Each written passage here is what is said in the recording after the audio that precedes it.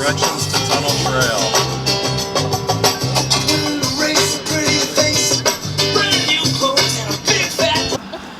Hello, welcome back to another Wildlife Wednesday. Today I am hot on the trail in the Kickapoo River of a 6-foot woodchuck. They are stuck currently. That's okay. Lola and I here are piloting the lead boat on this expedition for the 6-foot woodchuck. Get it again. 6-foot woodchuck. Similar to the one I've discovered out at Bethel Horizons, main site. Oh yeah! Hey detective, come in here. What you come in, detective, come get a look at this. Oh no! Oh my. Crikey, that's Good a Lord. That's a brute. However, today it'll take place on the Kickapoo. Maybe as we're going along we can learn a thing or two as well. Okay, stay tuned. As you can see there, now, you know, the detective showed up there in the beginning, hopefully wanting to explain, you know, the ins and outs of the Kickapoo River. The detective had quite a busy day of just canoeing, and so there was no time to actually film and talk about the Kickapoo River while paddling, unfortunately. But that's okay, because I'm still gonna talk about it with you, and hopefully teach you a few things about the Kickapoo River kind of ecosystem, because it's one of the most unique in Wisconsin. And this cliff right here, right next to Point Campfire, will be the perfect area to explore, to show you what the conditions are like on the Kickapoo. I have made my way down the side of the cliff to directly beneath the cliff.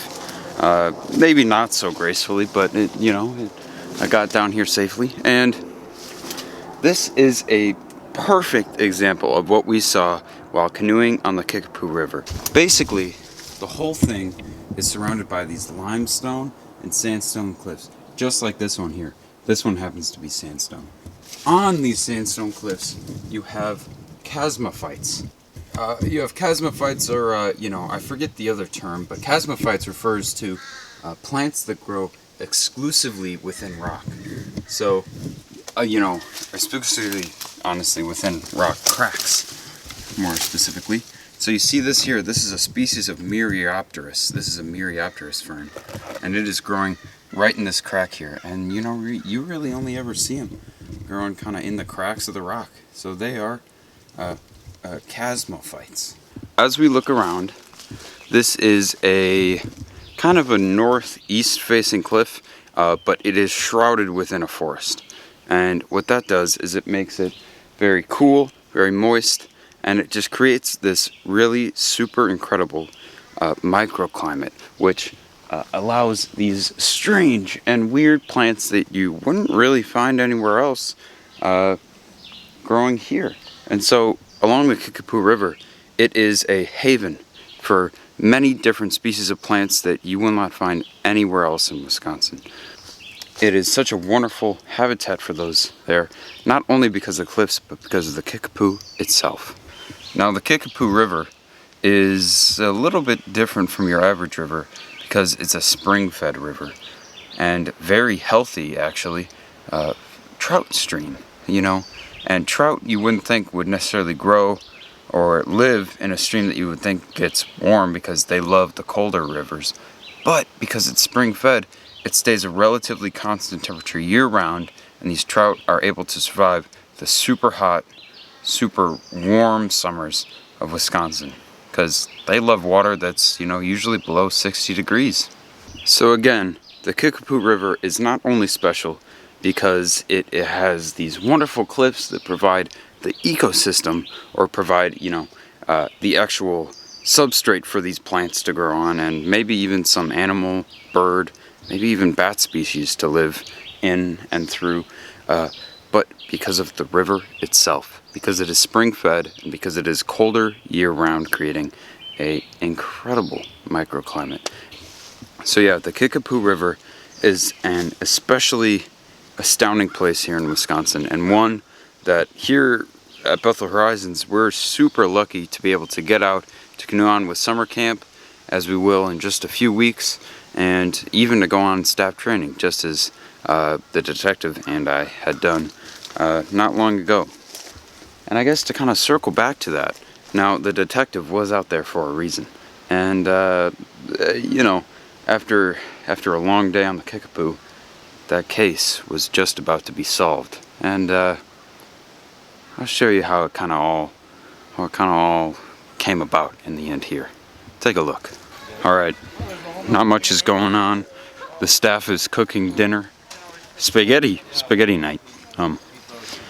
Oh, hey, Ben Pritchard. Detective friend, I didn't see you there. Are you just playing in the sand, Ben?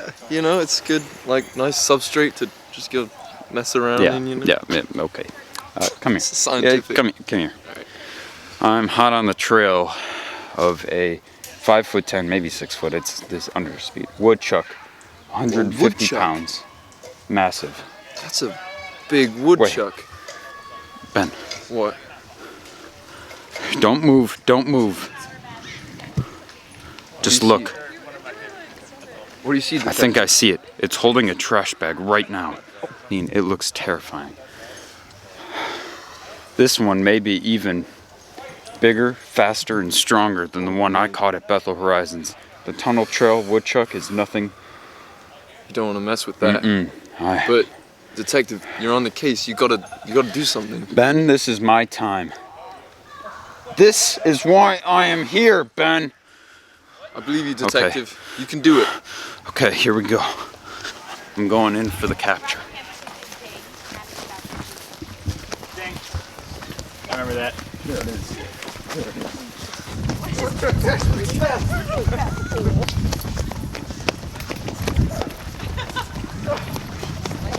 Woodchuck has better footwear.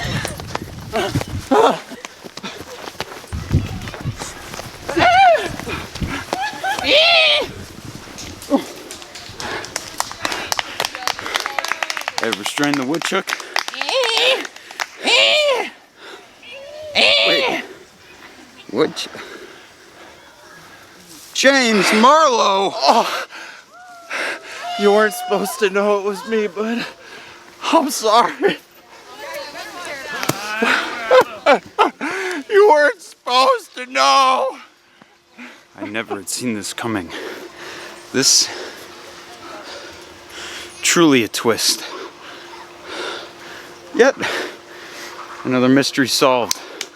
A case that will go down in history as maybe the most important in Tunnel Trail, Kickapoo River, and Bethel Horizons history ever.